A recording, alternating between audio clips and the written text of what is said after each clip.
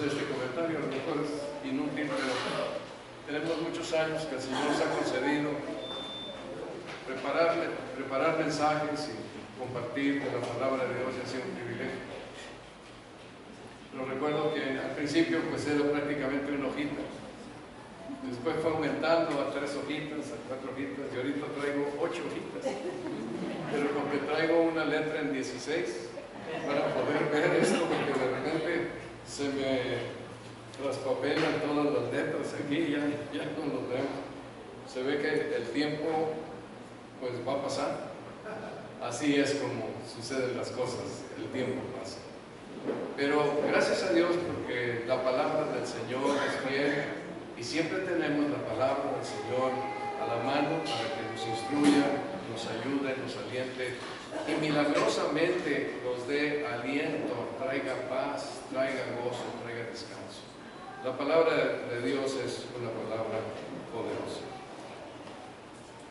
La semana pasada estuvimos hablando acerca de las luchas que tuvieron Nehemías y todo el pueblo de Israel para construir el muro de la ciudad de Jerusalén. Y vimos que pues, el muro estaba destruido y cada familia, cada persona, un grupo de personas, un grupo más grande de personas, un grupo pequeño, construían el muro y lo iban reedificando hasta dejarlo. Para el capítulo 7, pues ellos terminan el muro, y ya para saber que ya en 52 días habían terminado aquel muro, habían reconstruido todo, y ahora estaban listos para seguir adelante.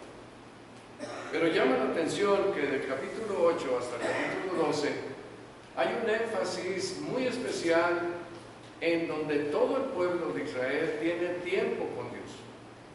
Se juntan y piden algo que es muy impactante. No son que algún líder como Esdras o el mismo Nehemías o Zorobabel o alguien dijera: a ver, vengan, vamos a leer la Biblia. No, ahora fue el pueblo el que quería que le leyeran la Biblia. Y en los versículos del capítulo 8 dice de la siguiente manera: y se juntó todo el pueblo como un solo hombre en la plaza que está delante de la puerta del... ¿Se escucha? Sí. Estoy de lado,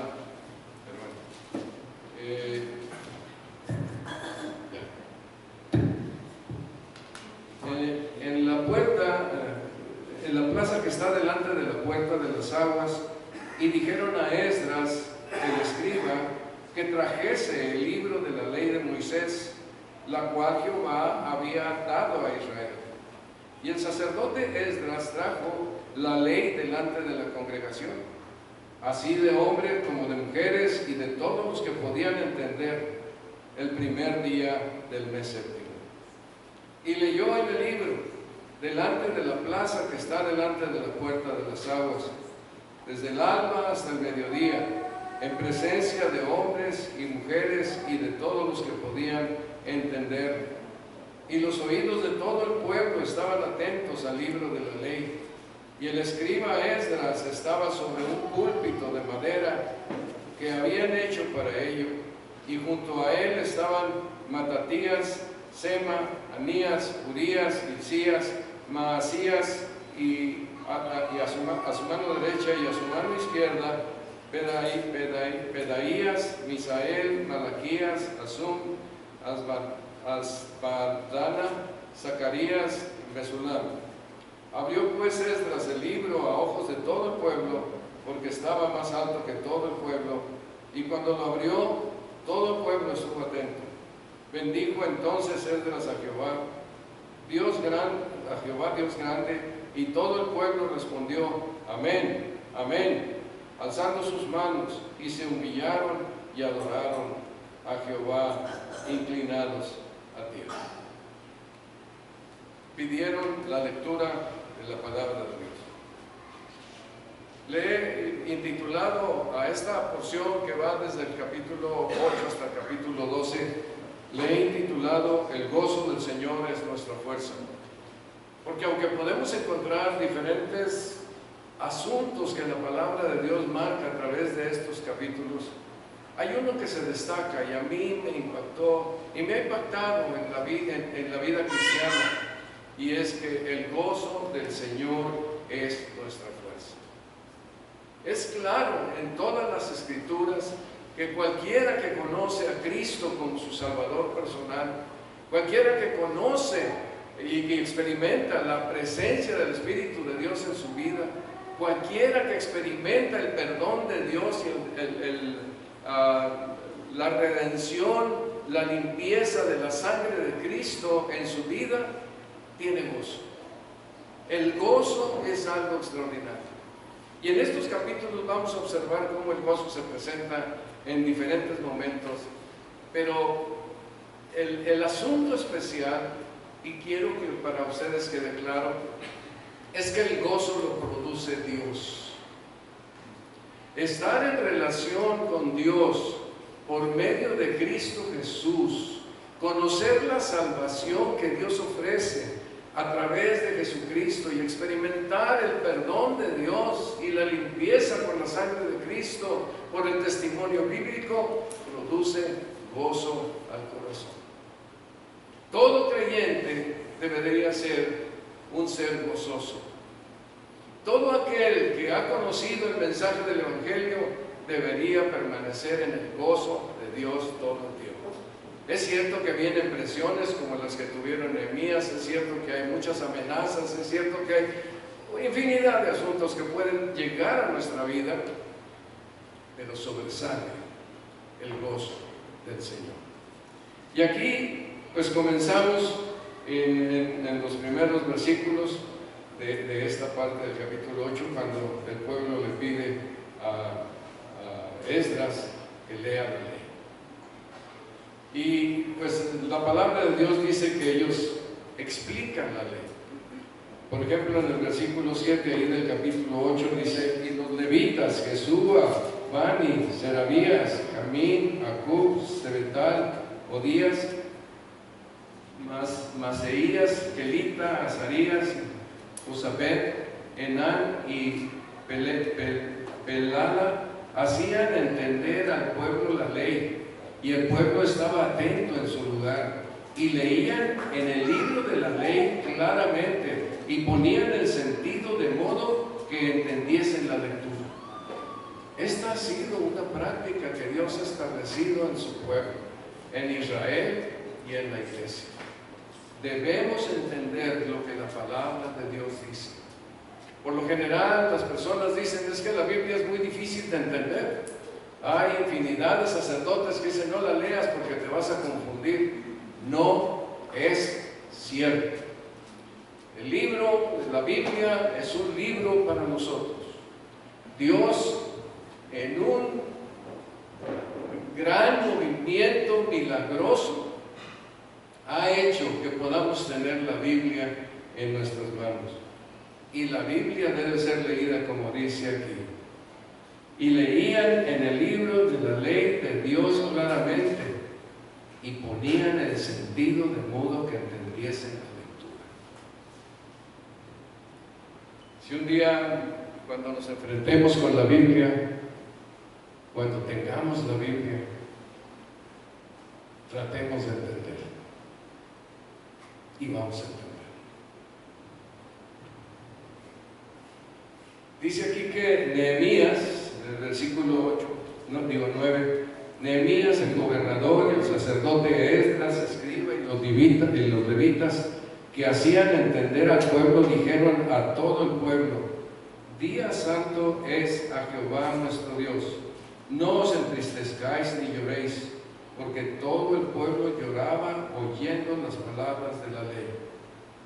Cuando nos enfrentamos a las palabras de Dios, toca nuestro corazón, habla nuestra vida, nos aconseja, nos impacta y muchas veces nos hace llorar, como sucedió con esta gente.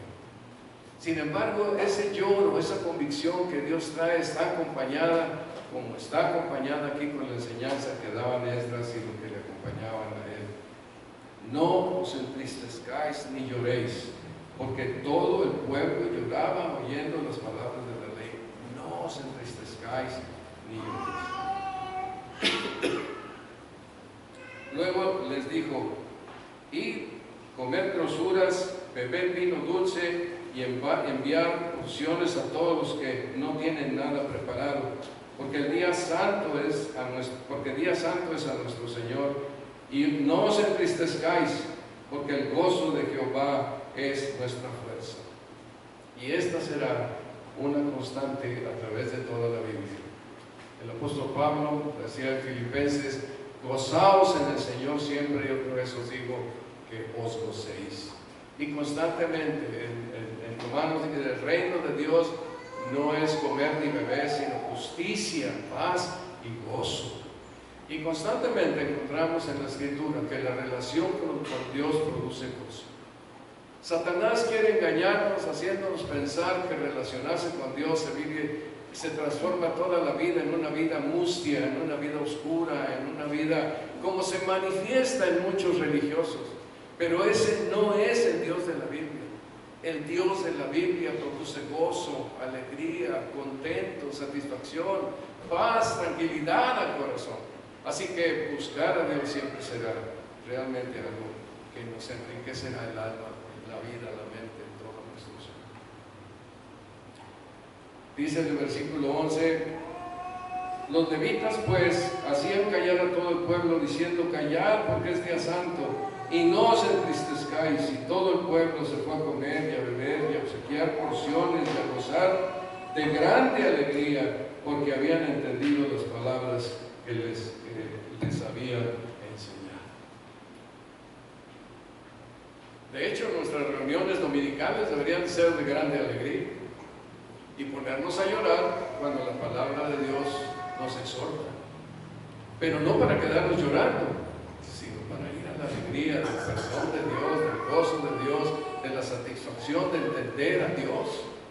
Alejarnos de la comunión de la iglesia no trae la alegría. La alegría viene en la comunión de la iglesia, porque Dios la planeó para esto. Es como un día santo, como dice aquí. Es un día santo, es un día dedicado a Dios, porque Dios trae beneficios a nuestra vida. Pensaba hoy en la mañana, esto parece como los capítulos primeros hasta el capítulo 7, parecen como las actividades de la semana, en donde estamos en todo el movimiento que tenemos semanalmente, haciendo una cosa y otra y enfrentando algunos conflictos, algunas alegrías, algunas situaciones específicas, a lo mejor un robo, una amenaza, muchas cosas en la semana. Pero entonces terminamos la semana y venimos a tener un tiempo de comunión en la iglesia, con Dios, todos nosotros con Dios. Y entonces nuestro corazón, de parte de Dios, con la palabra de Dios, con la alabanza, con el tiempo de adoración, con las oraciones, eso trae gozo al corazón y también paz, y trae confianza y descanso. La palabra de Dios es poderosa, y estar en comunión con Dios como iglesia es poderoso. Esto trae beneficios al alma muy importantes, vitales, claves, y sobre todo consejo al corazón que tanto necesitamos, porque fácilmente nos podemos desviar en caminos que no son los. Entonces, lo primero que encontramos es como una especie de gozo por mandato de Dios. No estén tristes, alégrense, comen, beban, compartan, alégrense. Y como dice aquí, ¿verdad?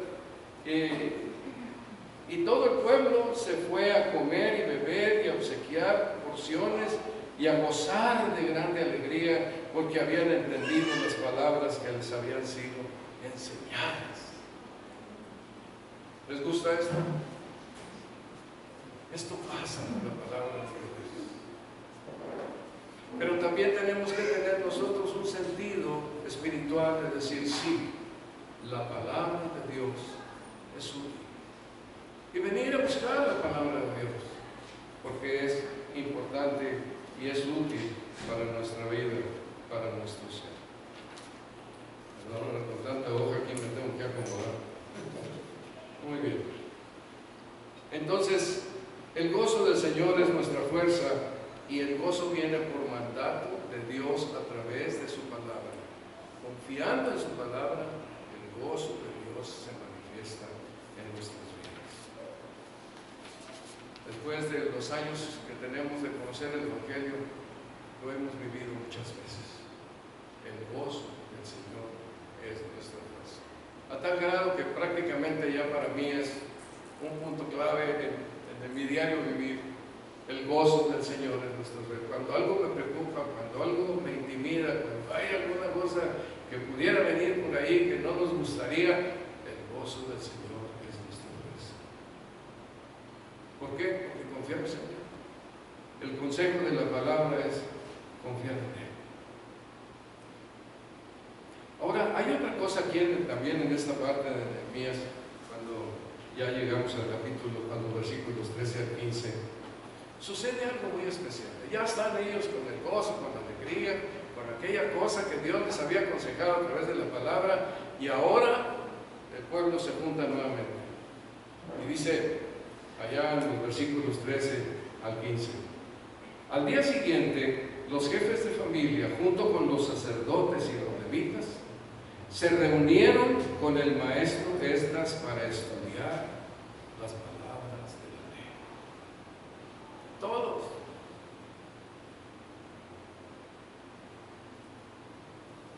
Los jefes de familia, junto con los sacerdotes y los levitas, se reunieron con el maestro Esdras para estudiar las palabras de la ley.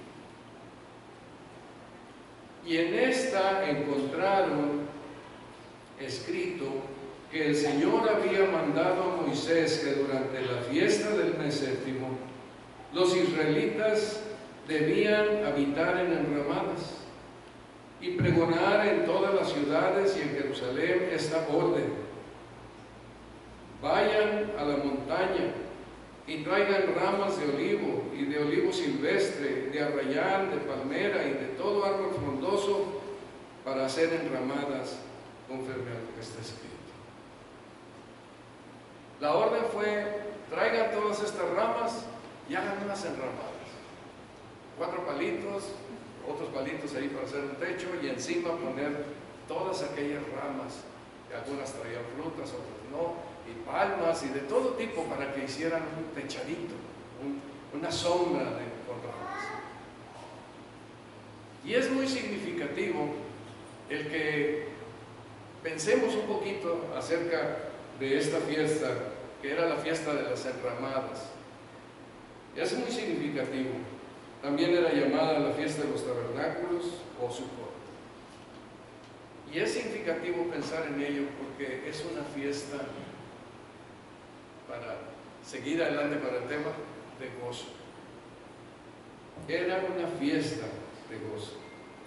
Encontré a un señor, Juan Stam, dentro de lo que estaba consultando.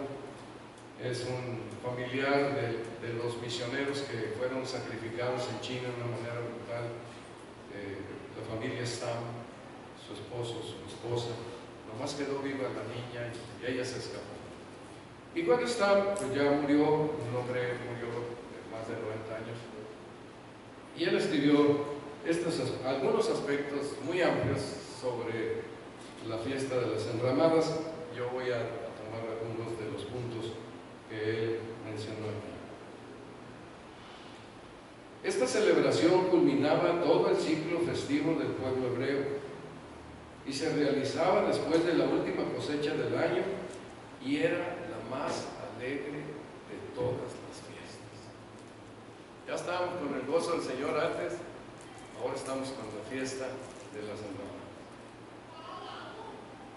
Se caracterizaba por la danza de las doncellas con vestidos blancos bien lavados, y los hombres cantando y bailando con antorchas encendidas. Era tanta la festividad que se dice: quien no ha visto la alegría de esta fiesta de las enramadas, nunca ha visto alegría en su vida. ¿Cómo sería? Y era una alegría sana. No era una alegría de groserías ni motivada por el alcohol, no, era una fiesta sana, plena, gozosa. El pueblo salía al monte a traer ramas y hojas de palmeras, palmas, para construir sus chozas. Y en cierta etapa del desarrollo de la fiesta comenzaban a batir esas palmas y llevarlas en procesión gozosa. Es algo parecido a lo que sucedió cuando el Señor Jesucristo iba a entrar en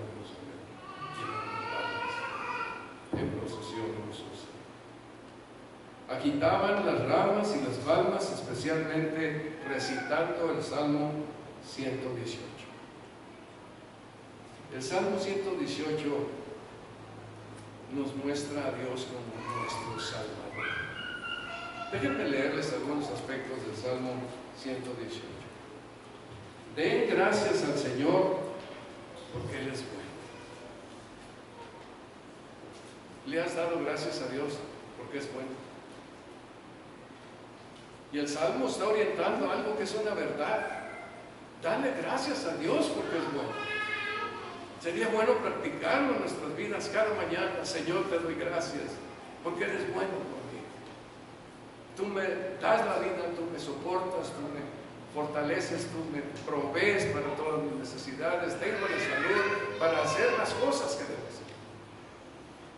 Dar gracias al Señor porque Él es bueno. Su gran amor perdura para siempre. ¿No es hermoso esto? ¿Quién me ama? Dios. Su gran amor perdura para siempre. Y luego agregan unas exclamaciones: que lo diga Israel, su gran amor perdura para siempre. Que lo diga la familia de Aarón, su gran amor perdura para siempre. Que lo digan los que temen al Señor, su gran amor perdura para siempre. Que lo diga la iglesia Ibu, su gran amor perdura para siempre. Que lo diga la iglesia Ibu, su gran amor perdura para siempre.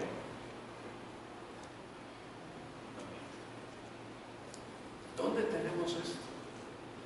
¿En qué parte del mundo, en qué libros, en qué enciclopedia, en qué lugar hay algo que diga esta verdad tan preciosa? Solo aquí. Pero no solamente esto es todo, es una verdad poderosa de un Dios fiel y su gran amor perdura para siempre. Cuando tengas miedo, cuando estés en algún temor o en alguna situación que te permita no tener confianza o tranquilidad, piensa en esto y dilo, grítalo.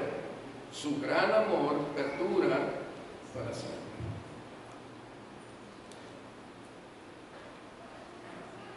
Dice también este Salmo 118, que lo digan los que temen al Señor, su gran amor perdura para siempre. Desde mi angustia clamé al Señor y Él respondió dándome libertad. El Señor está conmigo y no tengo miedo. ¿Qué me puede hacer un simple mortal?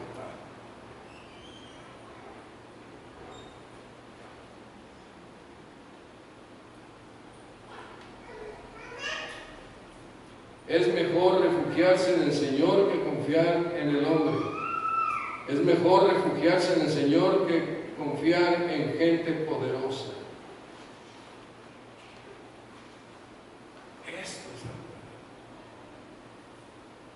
Un día que tengan temor, lean el Salmo 118. El Señor es mi fortaleza y mi canción. Él es mi salvación. Gritos de júbilo y salvación resuenan en las casas de los justos.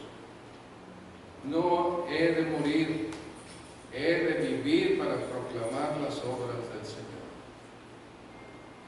Y es que los creyentes que creemos en el mensaje del Evangelio, no morimos, dormimos. Y vamos a ir a donde nos toque descansar, dormir. Pero nuestra alma está viva, con toda plenitud en la presencia del Señor, según el testimonio de las Escrituras.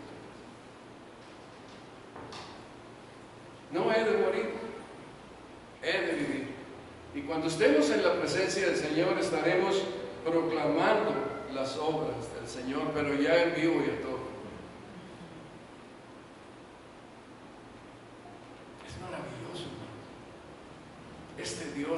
produce este gozo, esta confianza y esta tranquilidad. Te daré gracias porque me respondiste, porque eres mi salvación. Y luego ya en el versículo 25 dice que el Señor Juan Esteban, que cuando llegaban al versículo 25 y entonces empezaba la algarabía, pero tremenda, porque en el versículo 25 dice: Señor, te ruego, danos la salvación, te ruego, concédenos la victoria. Pero lo cantaban confiando en Dios: danos la salvación. Y Él era su Salvador, como es nuestro Salvador. Se dice que la palabra Osana viene de esta palabra salvación aquí, que los sonidos en hebreo, que yo creo que dice nuestro hermano José Luis, lo diría, yo no, pero esos sonidos de la palabra salvación se fue modificando a llegar a Osana, ese grito de alabanza a Dios, Osana, y venía del sonido de la salvación. Es lo que dice aquí el Señor. La fiesta de las enramadas era una semana entera de alegría desbordante. Esta fiesta era la definición misma de la alegría, como dice aquí. Y es como dice la Escritura también en el Salmo 16:11: en tu presencia hay plenitud de gozo.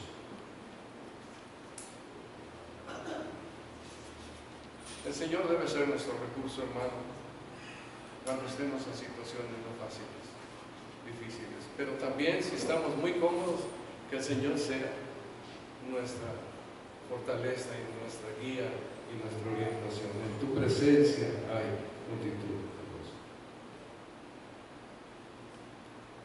Todos cantaban, danzaban hasta el amanecer, 7 días seguidos.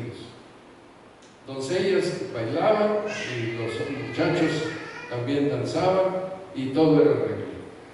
No era bailes de pareja, todo el mundo llegaba a danzar con gozo en Dios. Y pues por lo general uno observa como círculos en donde van danzando para un lado y para otro, y otros están más adentro y otros más adentro, y brincan y danzan y bailan y están llenos de gozo, pero no son parejas.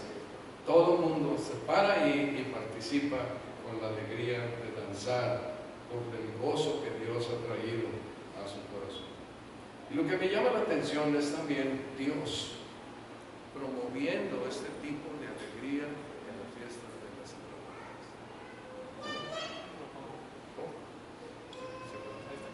Bueno, entonces Dios proclamando todo esto. Todo era alegría. Era una situación muy especial. Pero la fiesta de las enramadas nos llama a pensar en algo: que el gozo no está en los bienes materiales. Porque ellos estaban en su casa y para celebrar la fiesta de las enramadas se salían de su casa, se iban al patio, hacían aquel tendido, aquella chocita, aquel cobertizo, y ahí se metían una semana a vivir, calentando con algunas dificultades que no tenían en su casa, pero al estar afuera sí tenían esas dificultades. Y pensar que el gozo no era estar en una casa grande, en una casa más módica, pero aunque fuera una choza, y todos iguales en una choza, pero todos gozosos y contentos, porque no era la choza, no eran ellos, era Dios que estaba con ellos. Él es el motivo de gozo. En tu presencia hay plenitud de gozo. Era un estilo de vida sencillo, pero un estilo de vida sencillo que estaba descansando y gozando en Dios. Nosotros tenemos un dominio tremendo sobre los bienes materiales. Nos atrae. Quisiéramos tener una buena casa, un carro, muchas cosas, muchas comodidades, muchos asuntos, etc. El carro, la casa, el carro para salir a pasear y el otro para andar allá en el monte, y un rancho. Y bueno, no es que Dios esté en contra de esto, Pero lo que tenemos que tener en mente es que el gozo no está ahí. Y que también nuestra casa grande donde vivimos es como una enramada que la vamos a dejar un día y nos vamos a la presencia del Señor.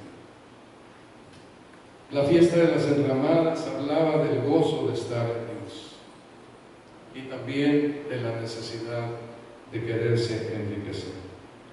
Se parece a lo que dice en Timoteo 6, 7 al 9, porque nada hemos traído a este mundo y sin duda nada podemos sacar, así que teniendo sustento y abrigo, estemos contentos con esto, porque los que quieren enriquecerse caen en tentación y en muchas codicias necias y dañosas que unen a los hombres en destrucción y perdición. Eso es una verdad constante. No queramos enriquecernos. No vivamos para eso. Vivamos para el Señor. Estemos contentos con lo que el Señor nos da. Tengamos aspiraciones, busquemos algunas cosas, etcétera. A lo mejor mejorar nuestro patrimonio para que los hijos tengan algo, pero no pongamos los ojos en ello, ni en la intención de querer esa riqueza. Estemos satisfechos con nuestro Dios. Estemos satisfechos con lo que Él nos da. Estemos satisfechos con que su presencia está con nosotros, porque esto es lo que trae la satisfacción y la plenitud de la vida. El gozo del Señor es nuestra fuerza. Todos eran iguales en esa semana. Nadie tenía casa más grande ni más chica. Todos estaban en enramadas, disfrutando del gozo del Señor. Me llama la atención algo que dice Santiago, para pasar ya de este tema. Dice, el hermano, allá en Santiago 1, del 9 al 11, fíjense esto, qué interesante. El hermano que es de humilde condición, gloríese en su exaltación, pero el hermano que es rico, gloríese en su humillación, porque él pasará como la flor de la hierba. Porque cuando sale el sol con calor abrasador, la hierba se seca, su flor se cae y perece su hermosa apariencia. Así también se marchitará el que tiene muchas riquezas. Las riquezas aquí se quedan y se marchitan. Nosotros estamos viendo allá. Pero ¿qué prueba es para un creyente que tiene comodidades y riquezas tener esto en mente? Gloríate cuando todo te sea quitado. Alégrate, porque todo se va a quitar. Te lo vas a dejar aquí, tú vas a donde vale la pena todo, en la presencia del Señor. Entonces son pues algunas de estas cosas. Algo que menciono aquí era lo que traía la fiesta de las enramadas. Y en Apocalipsis, al estar leyendo el capítulo 7, me dio la impresión de que era como la fiesta de las enramadas allá, en la presencia de Dios. No lo dice así, ¿verdad? Ni sé si estoy haciendo lo correcto, pero es como una fiesta. Así, dice en el 7, del 9 al 17, después de esto vi una enorme multitud de todo pueblo y de toda nación, tribu y lengua, que era tan numerosa que nadie podía contarla. Estaban de pie delante del trono y delante del Cordero, vestidos y vestían túnicas blancas y tenían en sus manos ramas de palma y gritaban con gran estruendo: la salvación viene de nuestro Dios que está sentado en el trono y del Cordero. Y los ángeles estaban de pie alrededor del trono y alrededor de los ancianos y de los 4 seres vivientes, y se postraron rostro en tierra delante del trono y adoraron a Dios cantando: amén, la bendición y la gloria y la sabiduría y la acción de gracias y el honor y el poder y la fuerza pertenecen a nuestro Dios por siempre y para siempre. Amén. Amén. A lo mejor ahí nos vamos a ver un día todos nosotros que hemos conocido el mensaje del Evangelio, gritando este amén. Imagínense, me muero y amanezco en la presencia de Dios, en ese mundo espiritual, pero donde nos conocemos todos, pleno, lleno del gozo de Cristo y viendo la salvación de Dios. Casi aunque sea espiritual, palpando esa pasión de Dios. ¿Qué riqueza tenemos al haber creído el mensaje del Evangelio? Bueno, sigamos adelante. Hay algo aquí también muy hermoso, y es que los capítulos 9 y 10 hasta el 11 encontramos que, por ejemplo, donde yo, nuestra hermana Berta, encontramos que aquel gozo que Dios trajo, aquella abundancia de alegría que trajo, también trajo profundas convicciones y una motivación para orar y confesar y aceptar que Dios había sido justo en su trato con ellos. Y así los encontramos. Los israelitas confiesan su pecado en el capítulo 9, el pueblo se compromete a obedecer la ley, capítulo 10, y se comprometen a no descuidar el templo del Señor para seguir adelante con aquellas cosas que nos recordaban a Cristo. Y luego el pueblo se compromete a establecerse en Jerusalén y las ciudades del país. Imagínense, ellos venían de estar con los persas, habían sido llevados por los babilonios y los persas empezaron a tratarlos bien y luego los motivaron a que regresaran a Jerusalén para reconstruir el templo. Todo esto motivado por Dios en el corazón de los reyes persas. Pero ahí con los persas, pues nosotros los vemos como muy cómodos. ¿Se acuerdan la historia de Esther?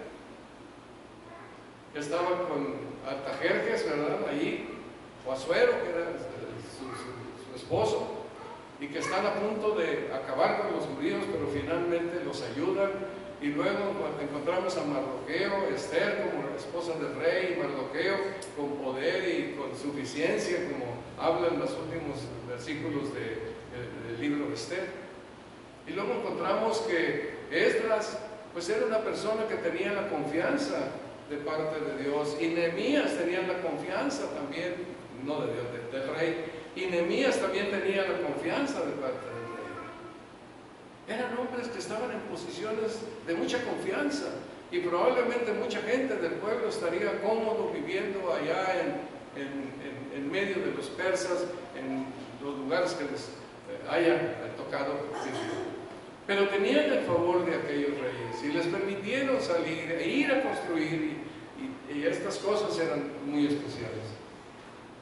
Y entonces ahí hay un compromiso de habitar Jerusalén y habitar las ciudades del país.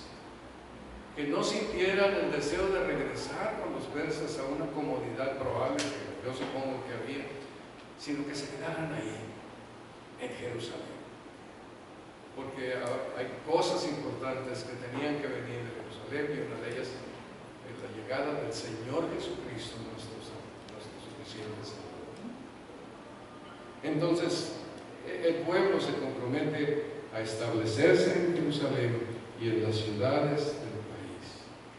Y los que quedaron en Jerusalén, todo el pueblo bendijo a aquellas personas que estaban ahí. Y estaban gozosos por todas estas cosas que estaban sucediendo.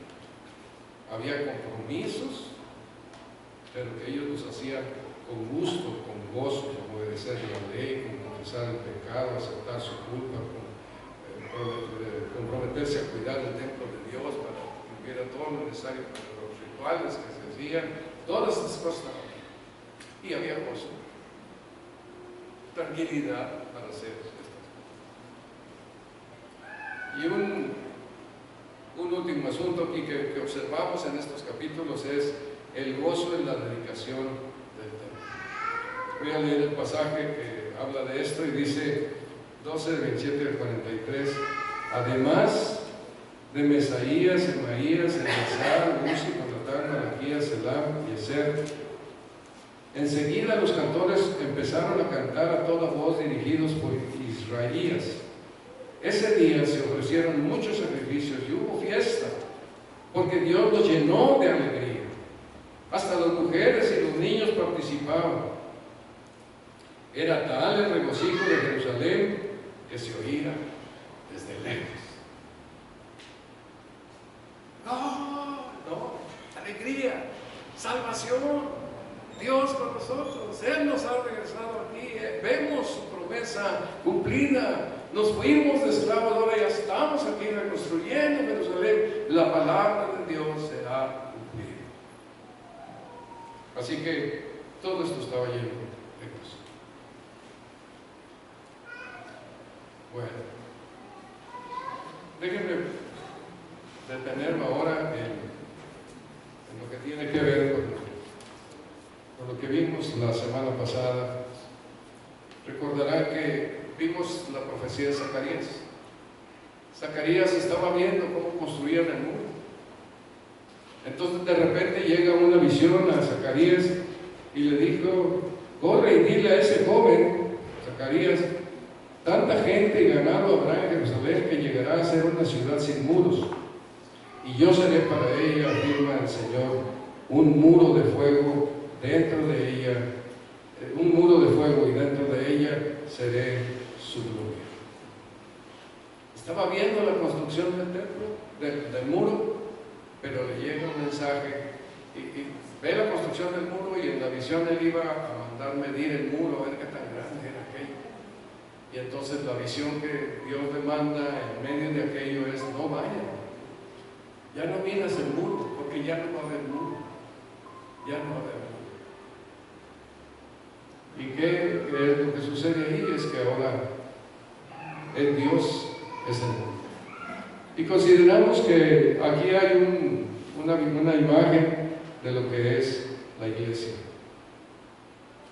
Muchas naciones se unirán, dice, al Señor, y ellos serán mi pueblo, y yo habitaré entre ellos, y ahí sabrán que el Señor de los ejércitos es quien ha enviado a ustedes. Ahí está el Señor de los ejércitos, listo.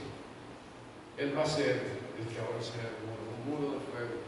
Y decíamos la semana pasada que de repente, aunque muchas veces no queremos entrar, llega un momento en que Dios nos alcanza y amanecemos adentro de ese muro, que es ese lugar que es la iglesia.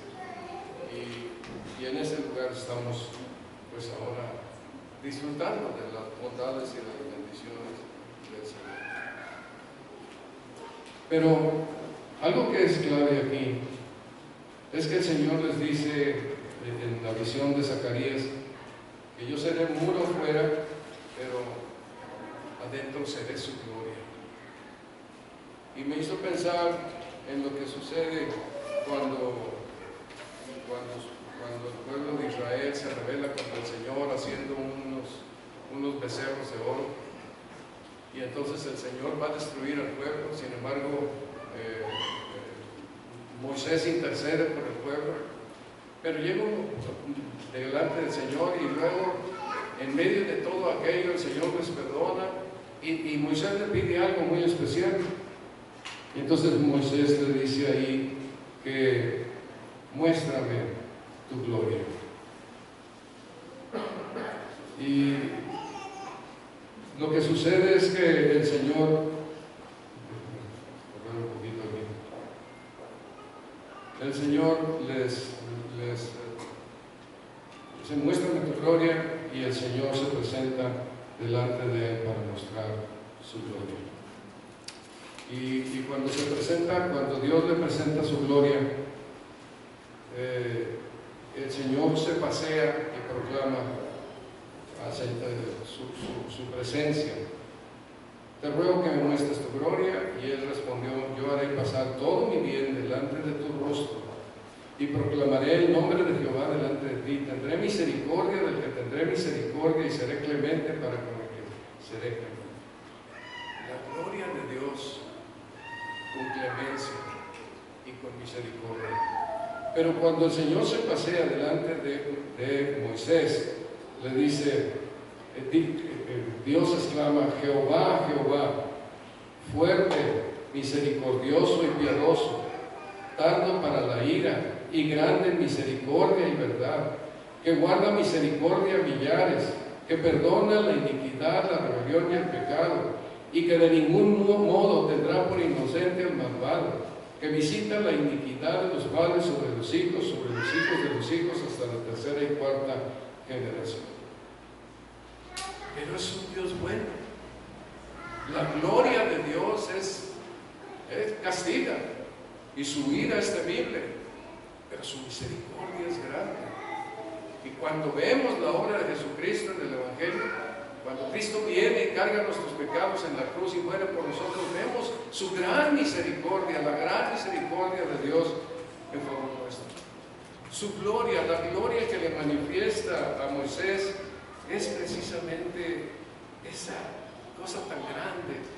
Jehová, Jehová, fuerte, misericordioso y piadoso, tardo para la vida.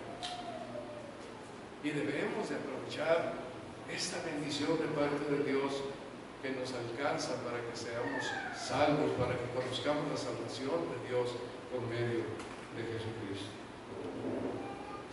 Ahora, déjenme decir, ya para terminar,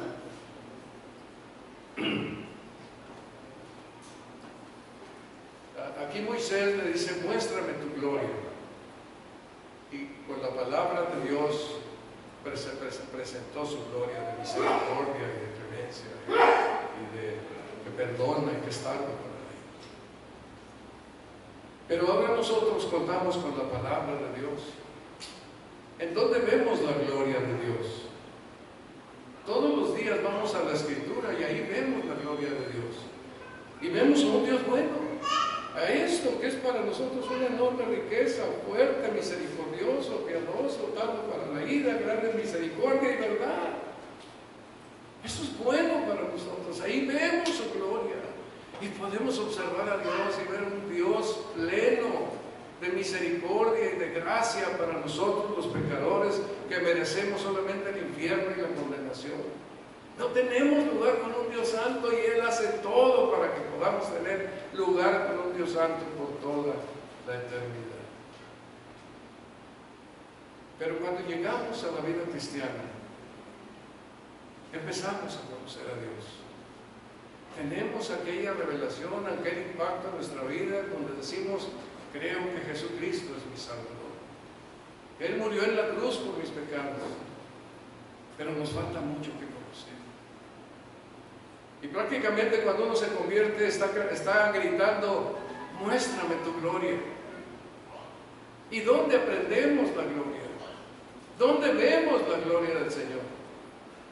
Cada vez que abrimos la Biblia. Y la iglesia tiene el deber delante de Dios de cada vez abrir la Biblia para entender la palabra, para mostrar al Dios misericordioso, para mostrar la gloria de Dios a través del mensaje de las Escrituras. Para terminar, les digo esto, hermanos. Sé fiel. Vas a ver la gloria de Dios de manera que no te imaginas. Pero tienes que empezar por ser fiel a la Escritura, fiel a la iglesia, fiel a la adoración. Allá el pueblo de Israel que celebraba, Dios les dijo, no estén tristes, estén alegres, coman. Y ellos siguieron el principio y eso trajo otras cosas como consecuencia. Y así va a ser. La iglesia es un lugar donde podemos venir para escuchar la palabra de Dios, alabar a Dios, gozarnos con Él, conocerlo, ver su obra, ver su misericordia y su gracia y alabarle más. Y en ese proceso que vamos creciendo nosotros y vamos madurando espiritualmente, apreciaremos más a Dios. No es de otra manera. Ahorita, cuando venimos a la fe, no conocemos todo para apreciarlo plenamente. Pero si tú eres fiel a buscar al Señor y asistir y estar en la iglesia, en la comunión con Dios, en tu casa, orando, leyendo la Biblia, y estás aprendiendo y conociendo más de la palabra de Dios, empezarás a ver la gloria de Dios cada vez más grande, más enorme. Y cada vez amarás más a Dios y tendrás el gozo de tener la comunión con Él. No solamente algo lejano, por allá, no, cercano, íntimo, que amo, que me ama y que quiero estar ahí. Me mostraba mi esposa un una plática entre Lucy, la niña ahí del reino de Narnia, y Aslan. Y entonces dice este comentario, esta charla entre Aslan y Lucy. Aslan, dijo Lucy, estás más grande. Y entonces le dice a Aslan, esto es porque has crecido, pequeña. Me ves más grande porque has crecido. Y entonces ella le pregunta, no es porque tú has crecido. Y Aslan dice, yo no he crecido, pero cada año en que tú crezcas, te verás más grande.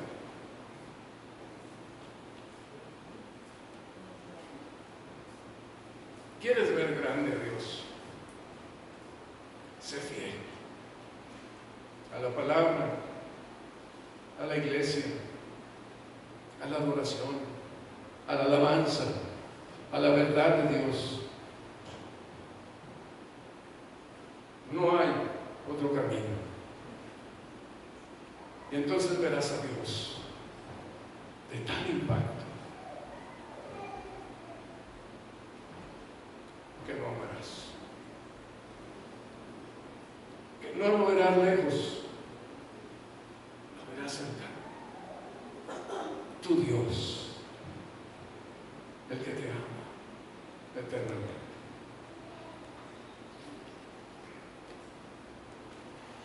La palabra de Dios produce gozo y debemos conocer más a Dios y amarlo, y habrá más gozo todavía en nuestras vidas.